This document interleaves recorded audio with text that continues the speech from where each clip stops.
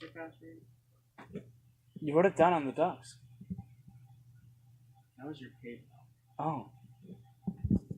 Oh well.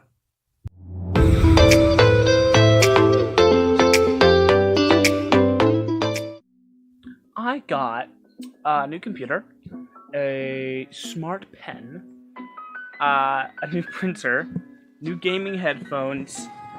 I got a surge protector. I got a bag for it all. I got notebooks to go to this smart pen. All because I'm slightly visually impaired. The government just likes to throw money at the stupid and weak. It's kind of funny.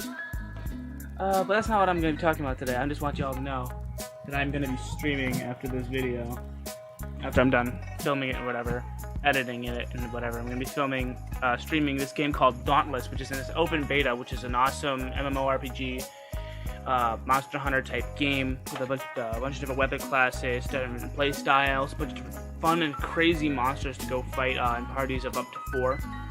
So yeah, grab your friends and go beat up a monster to win the open beta of Dauntless. But what to talk about today? Well, I had a mental breakdown at work on Tuesday, I believe. It was it Tuesday? No, it had to be Wednesday, because it was the third day in a row that I had to wake up at the crack of dawn to get my hiney over to work on things. It was one of those days where I didn't really want to go. I asked for that day off because, one, I like my days off. I really do. I really like my days off. And also, I have a piano lesson that day, so it didn't make sense to take the rest of the day off. Anyway, the day before, my supervisor, let's call him Arthur, he kind of pressured me into just silently accepting coming in and working that day, because a friend of ours is one of my coworkers is on the verge of quitting, and it's definitely reflecting in his work. So he didn't want just to be that person to other people. He wanted me also there as backup security, kind of, in case things go awry and this guy doesn't perform at peak performance perfectively. Because words. You kind of I silently, I really don't want to, but I can't say no because you're my boss, kind of said yes to that. And I go in. It's one of those days where everyone who walks into my store is an idiot. Everyone who walks into my store questions which end of the counter we start at. Questions the brand new bowls that we got. Questions whether or not the cooking oil we use is safe for vegans. Questions whether or not the falafel is a protein. Questions whether or not you get more than 3 side sauces with every meal. And questions the price. Every single one of them, most of them question the price. And then there's those people. Who go through the vegetable station, where you're supposed to get everything. You're supposed to have your order completed besides sides and drinks. At the vegetable station. You're supposed to have all of that done at the vegetable station. And they get to me, the cash register. My job is drinks and sides.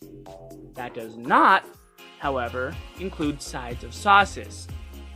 Those you ask the vegetable person. All the sauce sides except for Greek. Greek I'm supposed to have stocked because it's a house favorite and a lot of people like it.